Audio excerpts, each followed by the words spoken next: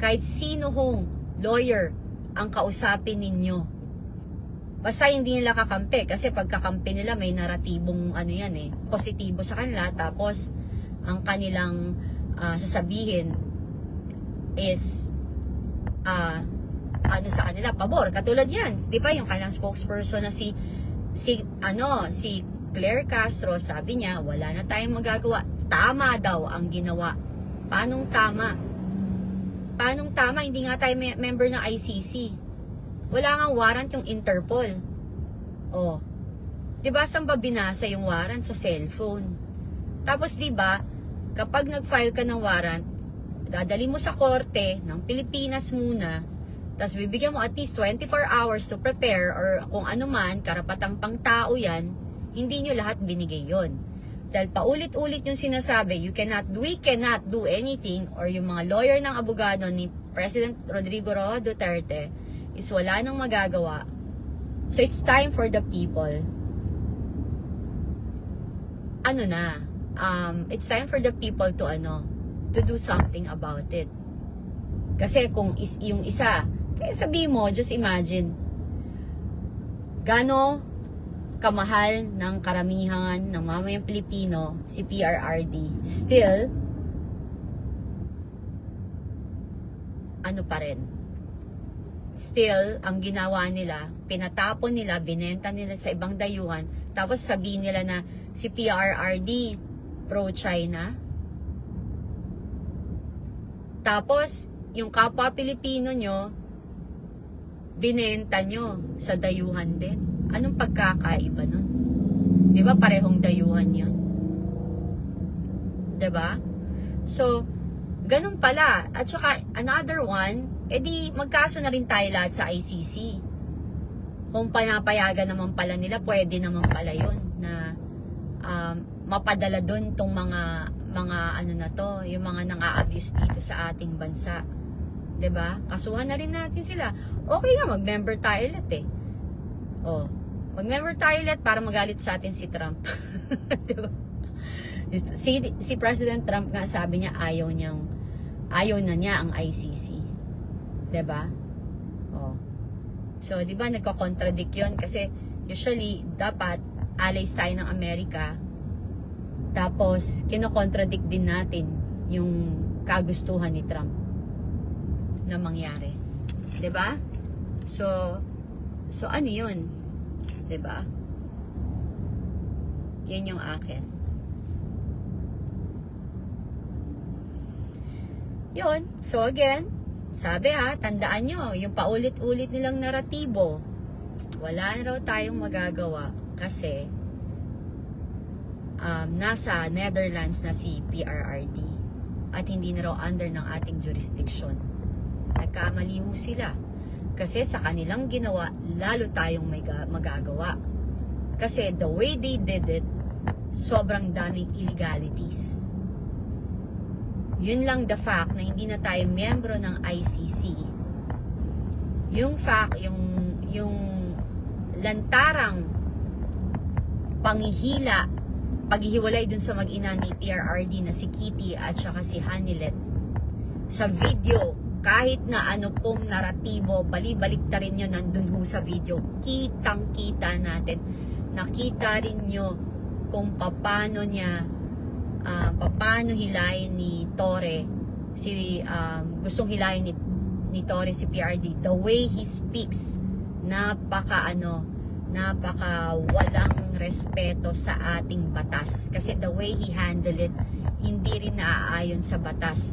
Basically, etong gobyernong to, binastos ang ating Supreme Court. Binabastos ang Supreme Court. Hindi dinaan sa ating sariling batas ang pag-aresto kay PRRD, sa ating Tatay Digong, na ang tawag pa nga sa atin, DD shit, sila BB shit, full of bullshit, at panglililit lang kasi mga diba? So, anong basihan ko nagsisinungaling? Sabi niya, hindi raw niya i-entertain ang ICC. hindi raw niya papansinin kasi hindi na raw tayo membro, pero anong ginawa nila? So yung nagkutsaba-kutsaba dyan, lahat kayo kasuhan, lahat kayo makakasuhan actually. Lahat kayo mananagot. Yung akala nyo, nakaisa kayo, hindi kayo nakaisa. Kaya etong nangyayari ngayon, lalo nyo lang pinasama. Yung kasi, yung mga kayo, ang mga ugali nyo, ang sinasabi nyo is, wala na, laos na si PRRD, ang Duterte, wala na yung, wala nang, what do you call this? Wala nang pakialam, 'di ba? Ang mga tao. So ngayon nakita nyo all over the Philippines ang dami-daming nagra-rally protesting for what you did. So kung sa tingin nyo pauulit-ulitin nyo pa rin yung sinasabi nyong tama kayo, pipilitin nyo pa rin yung naratibo nyo na wala kayong maling ginawa, ay nasan yung batas? Bakit hindi nyo dinala sa local court before nyo sinorender? Kasi yung local court magdi-decide kasi alam nyo may mali kayo, 'di ba? May mali kayo.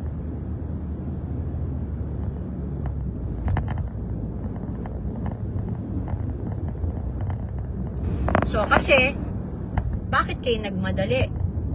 Bakit tayo pa gumasos, pera pa ng bayan, private jet, na minadali nyo siyang tanggalin dito? Na akala nyo, pag nawala siya dito, mananahimik na yung tao, mababahag na ang buntot. So, ano yun, diba? Ano yung nyo? Ano yung naratibo nyo?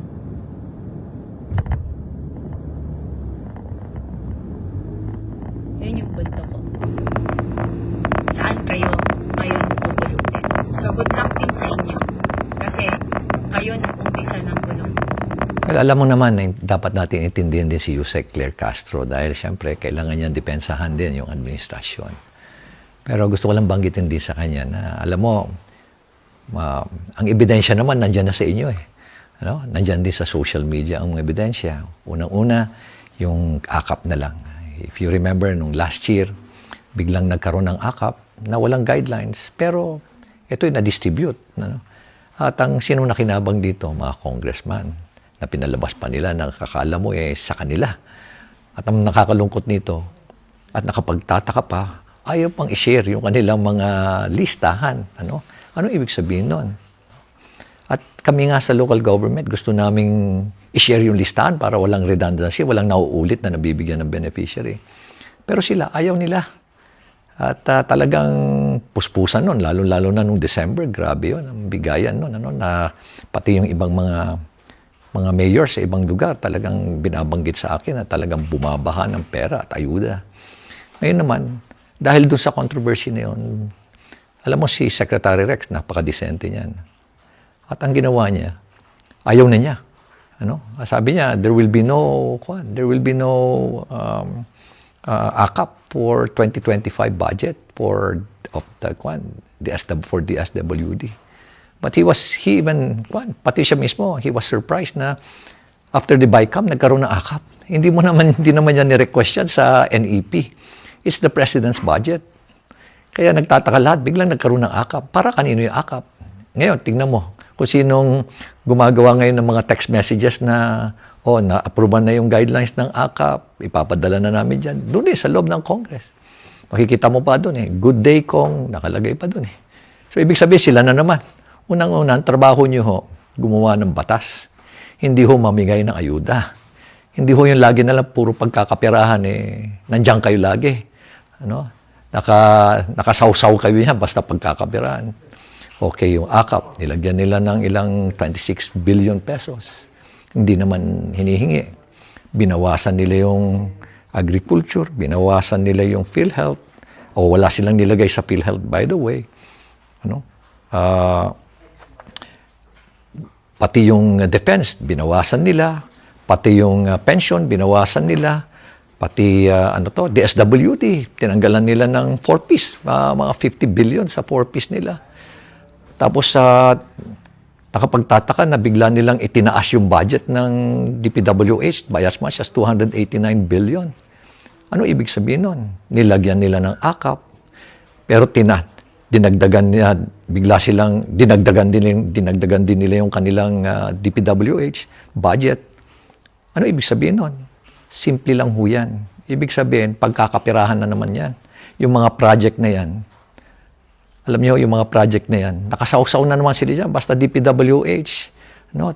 25%, 35%, 40% ang kinukuha ho nila dyan. Another is, ang nakakalungkot ho, sila pa ho yung contractor, kalimitan, sila pa yung mga supplier. Kaya yung mga 40%, 35%, hindi pa ho yan. Meron pa hong dagdag yan kasi sa profit nila as contractor.